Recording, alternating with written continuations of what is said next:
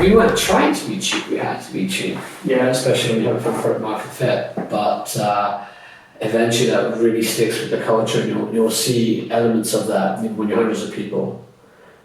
The stories and the things you did in the early days, people would draw reference to, and you'll be like, I didn't realize I used to do that. And people are always watching you. So, this is a good practice period, but it's very hard when you're like 200 people or whatever. Yeah. Everything you do, it doesn't matter what you say, it's more about what you do, and you have to be really consistent. And people remember things. So, setting culture is really important. But yeah, so how's everything going? Yeah, everything's really interesting right now. Yeah. It's, you closed your financing round? Yeah, we closed on January 31st. Good. It was, thank you by the way, for the involvement. Thank you for the opportunity. Yeah, it's been a bit of a roller coaster actually, because everything's been happening basically like over the last 6 months, and I think now we're like at the point where it's like, okay, we've got something that can make money, cool, but we also know we can do something much bigger. Right. It's like we can't keep doing what we've been doing to get to the 5 million a year kind of business. That is our next kind of aim. It's like that thing, the program, when we do programs like mildly, insanely intense programs, we get people who are 28, 29 years old out of corporate careers, wasting their lives trying to maximize profit and doing things that make them feel like that impact the world. And it's like this program was fine to start with, but now it's like, all right, what is the thing that can bring us to a point of view where people think that means things like you're going through your own program right now, right? Where you guys are here, I wouldn't say you're stuck, but you're here at this stage and then you want to break through and take a risk. What's going to be the risk for you then? It sounds like you have to stop doing something to get to where you want to get to next. Does that mean the core business would have to have less focus and be working on new growth areas? Can you do both simultaneously? Is there a cost to that? It's a good question. I think, what we plan on doing, I don't think there's a right or wrong answer in this one. It's really weird, and I'd love to give you advice on it. But I think, so we have a program, it's like 9,000 euros, super human intensive. It's been, something that has got the attention of people. It's built this brand, right? B2C education brand, which is amazing, because B2C education brands don't emerge in that space. And we've managed to get to this point where, accelerators look at us and be like, how are you getting 9,000 euros per person to pivot from a career? And we're like, well, we don't give a fuck. We put travel and people need travel. We make people do fitness bootcamps because they need it. We make people launch businesses 6 weeks after quitting corporate because we just don't care.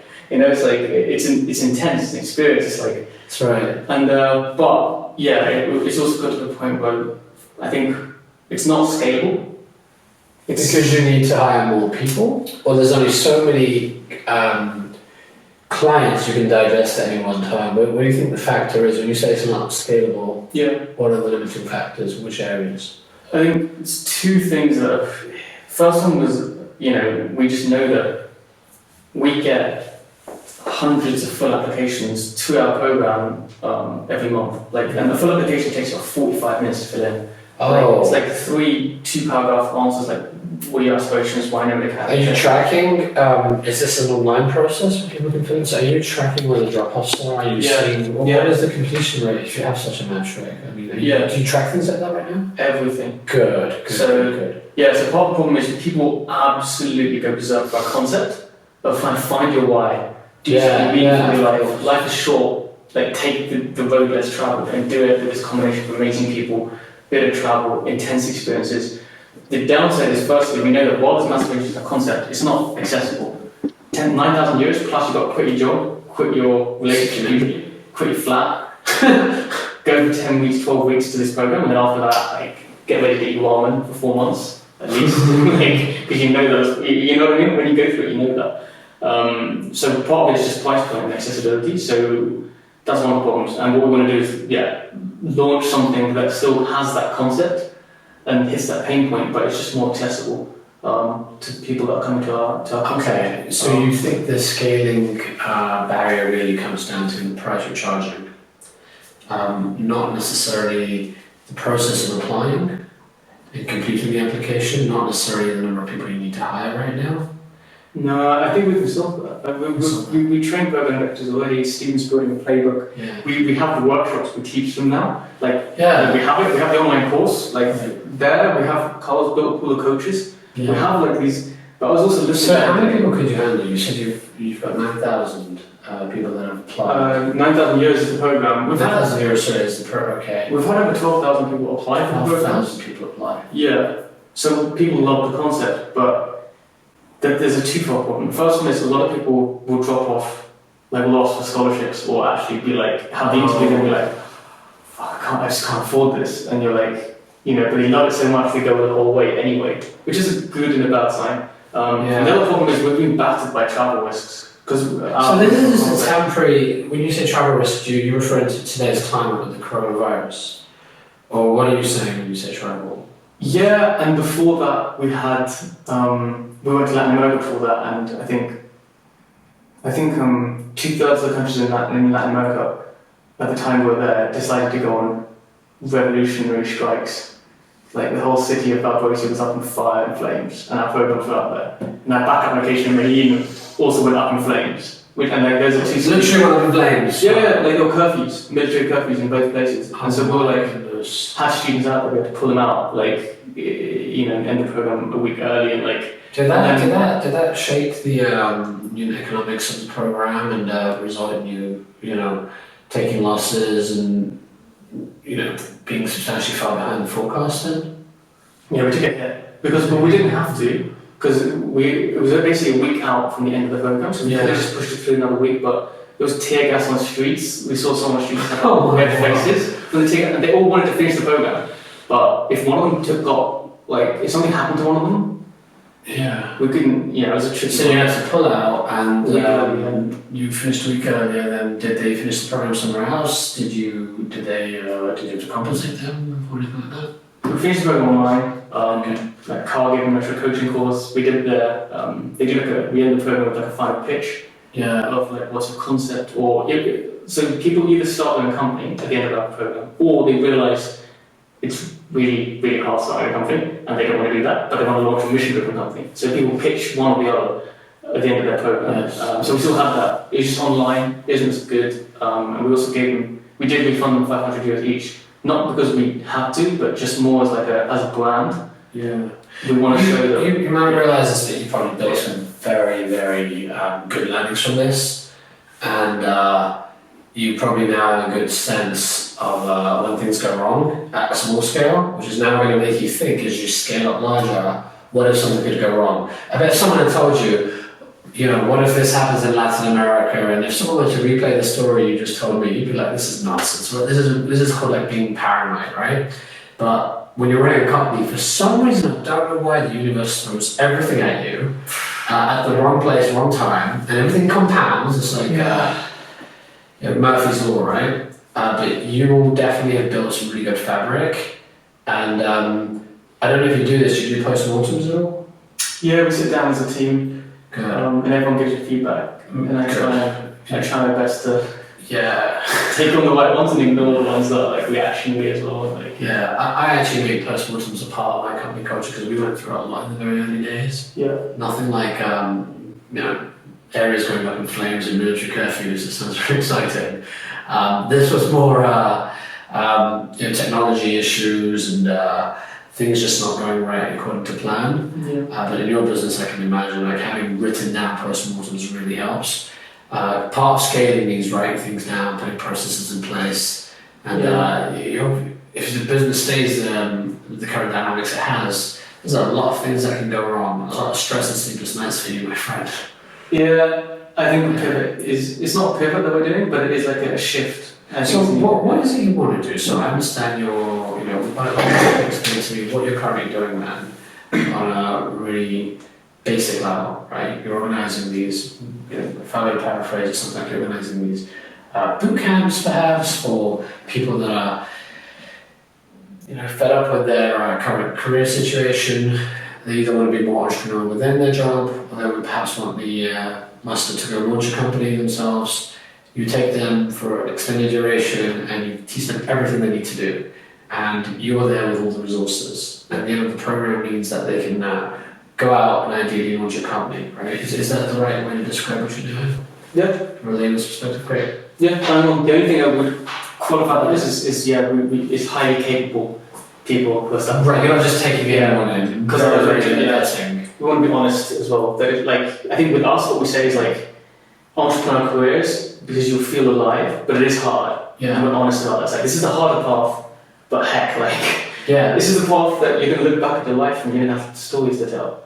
Isn't that worth something? That's what we do right now. Perfect. So, how is this going to scale? What are you thinking of doing then? So what we've realised, and we couldn't have done this a while ago, which is why it was quite exciting, is at the start it was like, yeah, we're going to bring people together, like great people stuck in corporates, and we're going to use travel to break them out of their routines. We're going to get them to focus on... You're going to use travel?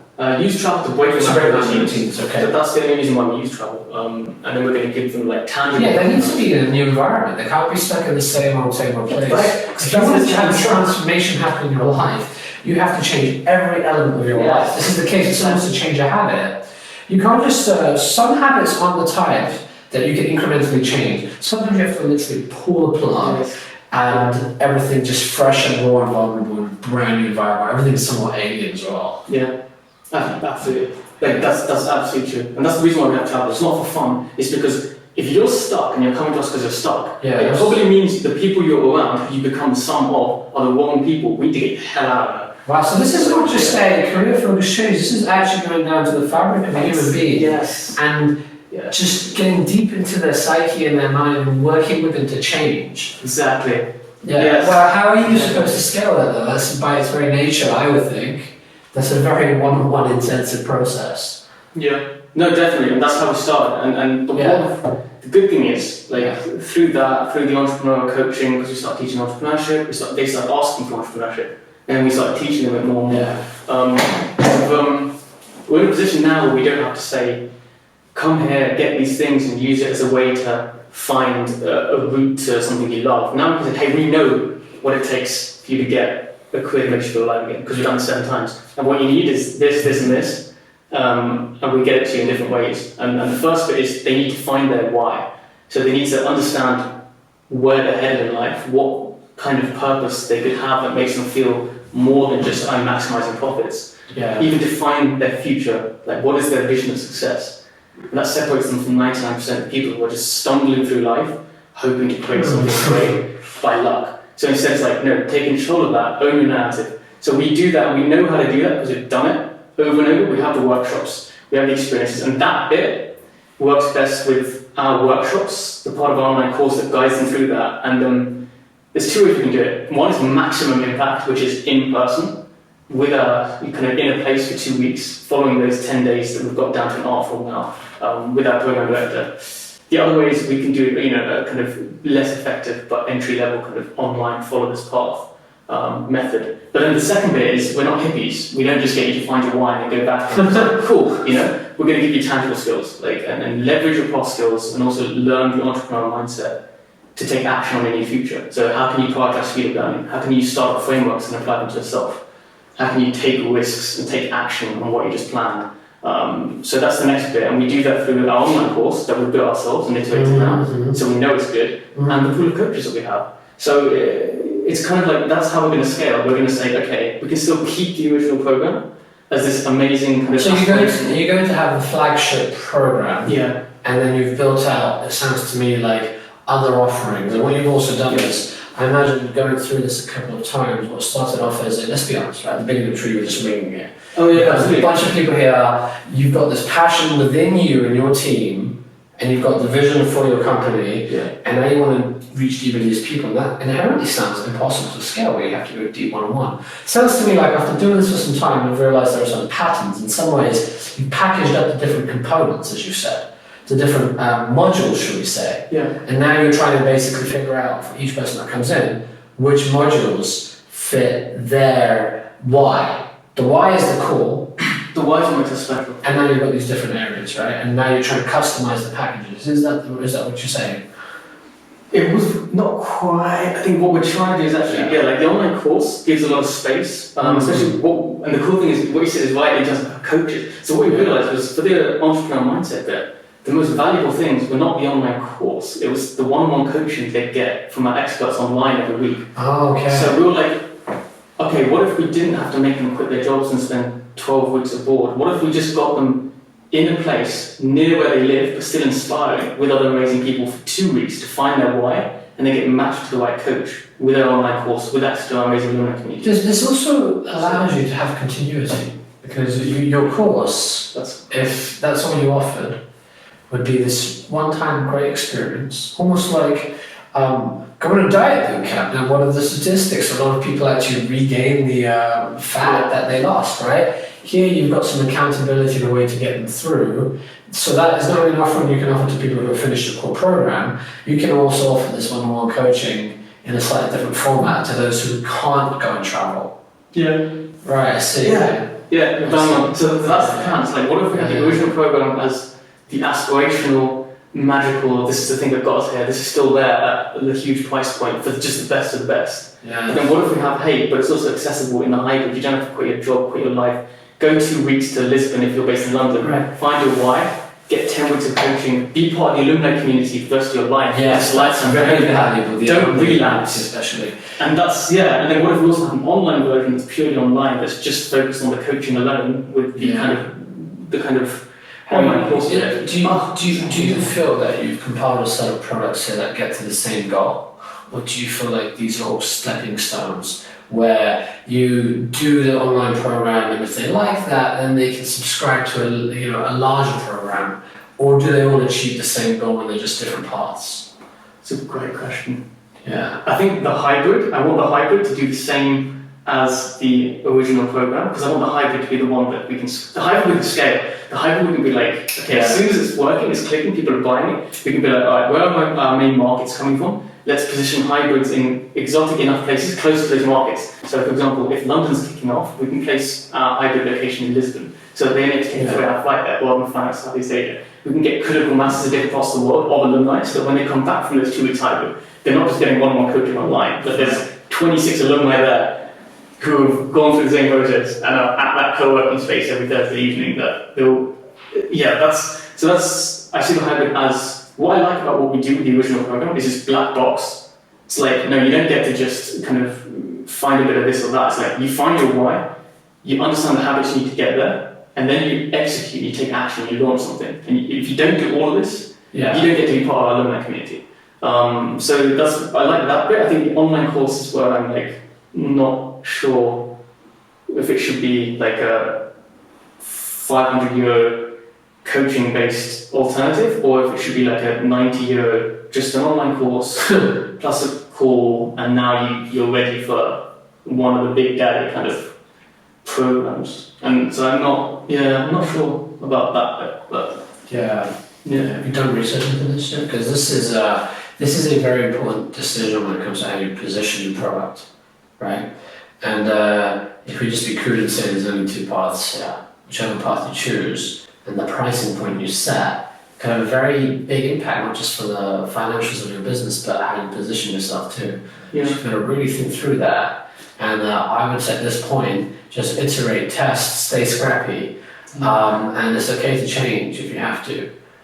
You've done right by your the users in your program already. When you said you had the issues that you encountered that were outside of your control, and you did the right thing, you pulled them out, you gave them another format, and you also gave them somewhat of a partial refund.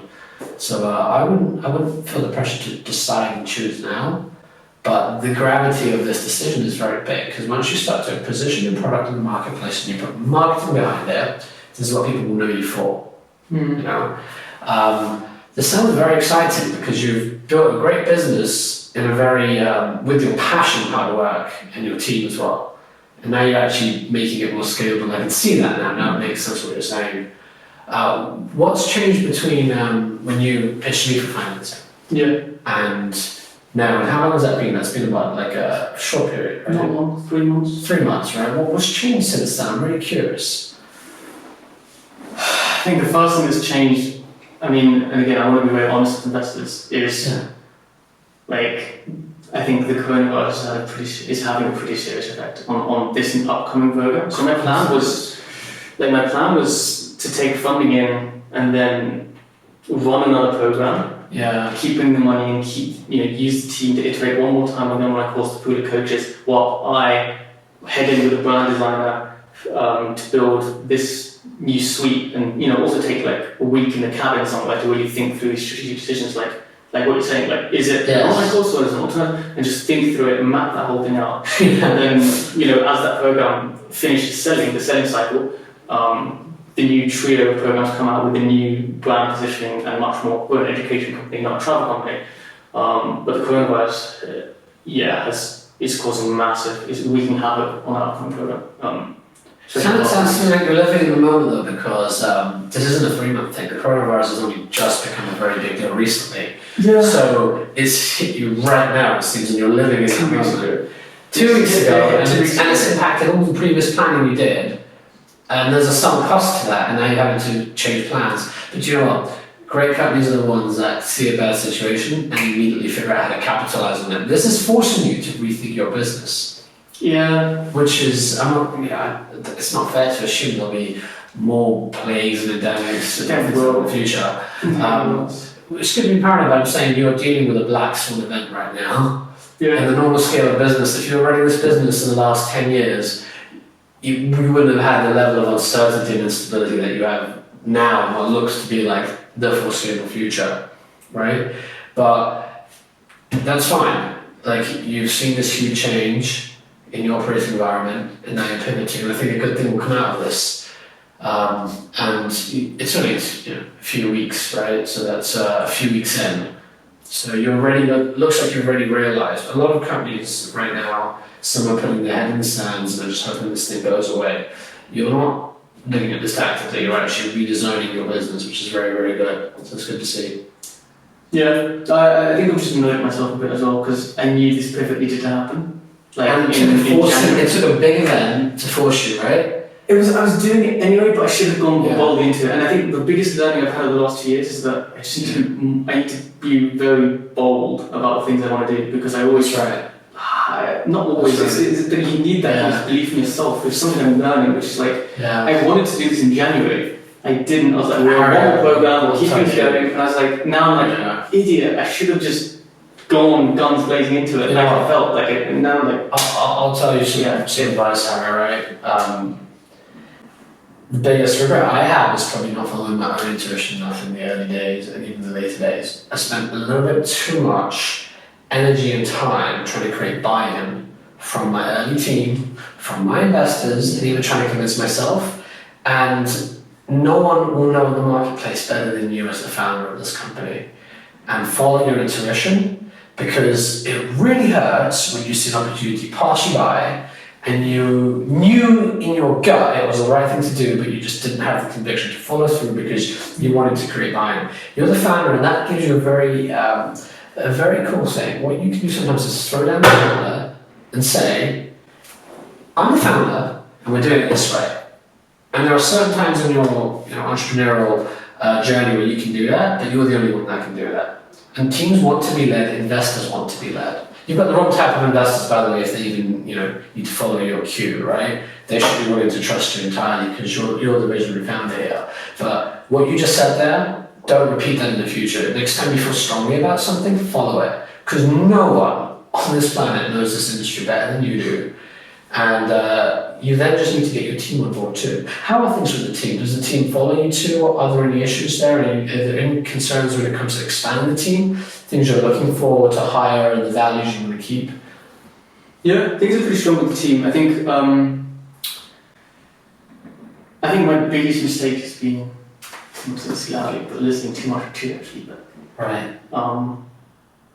Because you care, obviously. And I want to create a company where people feel free to have highly intelligent, very hard-working people, and I want to give them freedom to work. But I think one of my biggest learnings has been that I gave too much freedom, and that led to some people interpreting the mission this way, some people selling it this way. And I think it's weird because you want to be a leader who gives people freedom, and you want to be liked by people, which is a problem that I have. But I also am learning that I also have to be that's great, but this is our mission and this is what you're doing, and that's interesting. So that's something that I'm getting at right now. And just being the person who can do that. In terms of the team, I think the hardest thing that I found this year has been hiring really good people, because I don't want to hire many people because we're doing this shift right now, and the coronavirus is here, and I'm like, we don't want to do. Honestly, the plans that I had, which were to run this original program like twice, and then another 3 times while bringing out the Z programs, repositioning, and basically just going like 100 miles an hour, I think have been not torpedoed, but hit pretty hard by this shock, because I think the shock will be around for a while, and I think instead it's made me go, right, we need to keep the team small, make the shift, find the right messaging and the right product that can and don't forget, if you're going to bring someone on, there's the energy needed to onboard them. Yeah. Right now, you've got so little available energy that you can devote. Think of this as units of energy, and it's actually going to cost you some of these valuable units of energy to bring someone on board. Who knows if that works out or not? At this point, you've got your core team, and you want somewhat like a war room, right? This feels like a war room too. And you've got this coronavirus situation. You've got to rethink about how to position your business. I agree with you. Keep it small. I've always been about hiring from pain. When it really hurts you, it's at that point when you're like, okay, I'm going to have to bring this person on board, rather than hiring people ahead of a perceived problem. I've actually been hiring people, very, very late, and it was the best thing ever, because you build this learning within your team.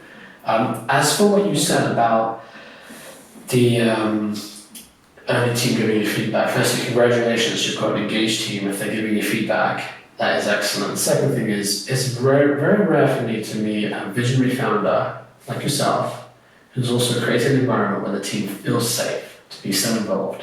Them giving feedback is probably the best signal of their engagement and their passion and their feeling of ownership of the business. That's a tough one to grapple with. And you have to have an honest conversation with the team too, and say, look, my job is to listen to input, all of us to really vet the idea and tear it to shreds, and then I have to make the call. Okay? And as long as the team will be behind you 100% no matter what the call is, then you're doing things the right way. The issue is this: if you make a call and you hear some nagging, or you hear the team start to second guess and question, that's where it's not okay. That's when you have to put your foot down and say, we've made a decision as a team, and you have to follow this. And it's very important to get this part right before you bring in new people too. So that's probably one area to focus on as a symptom of this type of culture you've built. That's a common symptom that I've seen and I've experienced myself too. Great. So how else could is there any other areas I can give you some advice on or anything? I think your phone call we had a while ago was one of the best calls I've had in a while, because you gave very different advice from what I've been hearing from other people. How was it different? Because I said it to Andy afterwards, firstly, I'm not saying it's just because it's a camera, but you genuinely understood exactly what we're doing very quickly. And the reason why you got under it, you asked questions, understood it, and then, I think the advice you gave was right. I think that's how it's different. I think everyone else said, you've got a program, scale it, have board meetings 10 times a year now. Because they tried to put in the terms and conditions, and I just absolutely no way, because you're taking away my time, and I need all my time. So valuable that you even said you need to lock yourself in the cabin literally for a week to have the space to create. Because it's just getting inputs, otherwise inputs keep coming, You get analysis paralysis if you see too much input. At some point you just have to say diminishing returns now with more input, if anything more confusion, and you lose the intuition. You've got to make decisions with data and intuition. You seem to be someone who's very intuitive, and you also like to collect a lot of data. And I think the challenge for you is to realize at what point is there the right balance to go 100% in and execute. And that's kind of what fit with, my intuition was exactly what you said on the call, which was, alright, you need to build the brand. You're not building a tech startup, you need to build the brand up right now. Yes. You might need to go a bit slower to go faster this year. That's right. And that is the opposite of what an investor usually says. When you've got a company that's turning 300k in year 1 and 700k in year 2, they're like, cool, so how are you going to get to 1.2 million? Of course. But instead it's because it's absolutely right, it's turned out to be right with the coronavirus, but I think even without it, eventually it would have also been the right thing to do, which is no, not how do we get to 1.2 million and scramble our way to 1.5 to 1.8, but how do we actually build the thing that can go from 700k to 2 to 8 to 16. Exactly. And I think that was just right, and the only person who spoke that way was like, build the brand, figure out, get in a position where you can then go really fast, and you can use it through investment, use it through your own kind of cash flow and brand reputation or alternate financing, but take this year to figure those things out and get in that position. And that's exactly what we've ended up doing, and I think like... You know, a lot of mission-driven businesses like yourself who have a very, very strong impact on their end user, right? And succumb to investor pressure, and slowly they've dropped that core value of focusing on transforming, giving a transformative customer experience. It's because of investor pressures, because you need to scale, and sometimes it's not even overt pressure. Sometimes it's yourself feeling like I've raised money, I've set these expectations, I want to exceed these expectations, but I'm glad you are recognizing that and you're pausing. Do not ever lose focus of delivering a transformative experience for the people that sign up to your program and focusing on them and them only. Doesn't matter what feedback you get from me, any investor, even your team, right? The end user is what matters, and when you go back to what you're trying to do with these people, right? That's the core truth of your business. If this allows them to transform their life, which is a really good social impact too, by the way, right? Yeah. If this allows them to do that and your new products achieve that, that's more important right now than the extra revenue you'll make as a result of having a scalable online program or a module or whatever. You know, it also, your business is one that's very pure. By pure, I mean your cause is so noble, right? The moment your culture and the moment you find yourself starting to talk about financial terms when you refer to your products, the soul of your business is going to start to deteriorate. The day that happens when you're like, this is more scalable, this is going to make us more revenue, this is going to make us more profit, we're going to have more volume coming through, right? And the language is no longer like you've been throughout this meeting, right? Where you've been saying things like, we want to reach deep in and we want to change them, we want to, the passion that you have, right? That's what the language needs to be throughout. Never ever, one advice I have for you, not just now, but years and years from now, monitor yourself. And the moment you find your language changing, something's happened in your psyche and you need to unwind that quickly.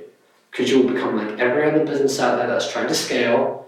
They may have revenues, they may have an exponential growth curve for the first few years, but they all fizzle out in the end, and it's always because customers are sick of them. And we live in a world today where consumers and users matter a lot. They can give their feedback online, and they won't refer people to you. When these companies need to keep spending more money on marketing, right? And you haven't, because you've got this word of mouth stream coming through, right? When you put your money into marketing at that point, it's going to be exponential. Because these guys have very non-exponential growth, and they have to really focus on the CPA. I think you're doing the right thing, and I think you need to continue and stay true. And I'm here to support you, like I said. It's the right thing to do for the business. I'm with you the whole way. And I've invested also because I love the mission. Our society needs this now more than ever. And we are at the point, I think, in the progression of mankind, right? Where we're realizing we've got some very existential problems on this planet. Right. And the current status quo isn't appropriate. We need people to actualize their purpose because we've got a lot to contribute. And some people, if not most people, are not living their purpose. Exactly. And that is a tragic waste of life. Life is just literally whizzing by for people. And you see this all the time probably, and it must irritate you. When you've got people that want to use your program, there's always an excuse. I'm just going to wait to see if I get a bonus coming in, or, I've got this lifestyle situation to figure out. Get on this program, let me reach and get you out, fly you out to this place, and show you what greatness you're capable of. Don't lose that. Even with these new programs you have. Nothing's, I don't want to say nothing, maybe you'll find the solution. But it's very hard to reach anyone one-on-one. When you launch these new programs, keep figuring out how to get to that impact in some way. It doesn't seem to me that you've yet figured out how the online module will achieve that. So that's probably where you've got to give some like creative product thinking, you know? Yeah, no, I agree fully. Everything you said, and that's what I feel as well. I feel like the world needs the brightest people doing things that tackle the biggest issues, and they do that by doing things that make me feel. Sometimes I feel like, I feel like I'm, speaking myself. It's like, they're just like, I just want to breathe some chaos into people's lives. You know, it's not like a bad way, but it's like people should just welcome a bit of chaos, and not be so like, corporate queer, get my house at this age. It's like, really, come on, like, and I want them to almost, I think we haven't cracked it, we haven't. What we have done, which is helpful, is on the last 7 programs, we had an online course happening. So I think we've realised that the online course, what we have realised is one-on-one coaching online is absolutely dynamite. So we're going to try and use that with our pool of coaches. But we haven't figured out, this will be the first time we launch it in a way I discussed in the next couple of months. I'm an investor in a company called Relationship Hero. Very different to what you're doing. With Relationship Hero, you can on demand find a coach to help you with your relationships. The relationship might be in the context of working, with colleagues or with your boss. Also relationships at home and family, or relationships in the dating sense. And they are on fire, okay? They're crushing it. And they are really, really focusing on the quality of the coaches. And they've also chosen to perhaps, I would say, even though they've raised some good amount of financing, they're focused on not trying to necessarily scale up the quantity of coaches, but really rigorously ensure each coach is of high quality. If you ever want to chat to the founder that are on as well, I'm happy to make an introduction. If you think there's a parallel between you thinking through having this coaching sort of environment, right? And what these guys do, you can maybe get some learnings from him. He's a very experienced founder as well, great guy. If you ever want that introduction, let me know. Go take a look at what they do. But I agree, and I'm actually very excited because I've seen his model. And if you have this pool of coaches available and you can find that fit with that client, okay, wow. Like, you are delivering a value to your client that no longer burdens you. Because right now you're burdened. You're burdened because you have to reach out, bring them to your program, and literally hold their hands the whole way. Once you can hold their hands and basically take their hand and hand it over to a coach, right? That coach is now doing it for you. And in some ways, you might want to think of your business spiritually as, and get them out of the workplace, bring them into this program, then I hand them off. And my resources are there and they're scalable now. That's the point when you scale it, right? And that's the point when you make sure your coaches are quality. So I've connected that in my head with what you're doing. And the two things that match me. They do indeed, You're on the right path. And that's, I think, just financially speaking, that's a very, very scalable avenue. Okay, so focus on that for sure. I love the idea of that. Nice, great. You've done exactly what I'm thinking. Great, Well, awesome. You've made excellent progress. I'm honoured to be an investor in everything. And keep sending me updates. I like updates if you give them quarterly. Generally, I think a lot of investors prefer that, and it's then they don't have to reach out to you ad hoc. Send a quarterly update. Monthly if you want. Quarterly is better for me because I get bombarded otherwise. If you ever want advice on what to put in a quarterly update, let me know. Shouldn't take long at all. Find a few core metrics, a few bullet points. Team, here's who I've hired. Press, here's press we've got. Challenges, if you have any, right here, there, and how you can help. That I figured out eventually was very effective in investor management. How many investors do you have? We have in this round 5 investors. And how many total? Well, in total, because we took a lot of angels in the last. Everyone's an investor, though. We have 12. 12. We did. We did. As a word for it, lasso them into one power of attorney person who invested in this round as well. So but we'll update all of them because I think it's just nice. Well, and you're a business where I think your investors are ones who can be a good source of, at least at this stage, clients, and hopefully can help you. It's a very, your business is very easy to understand, at least to me. And I'm hoping, people recognize that and that will help you. Cool. Awesome then. All right, thank you. Thank you. It's great.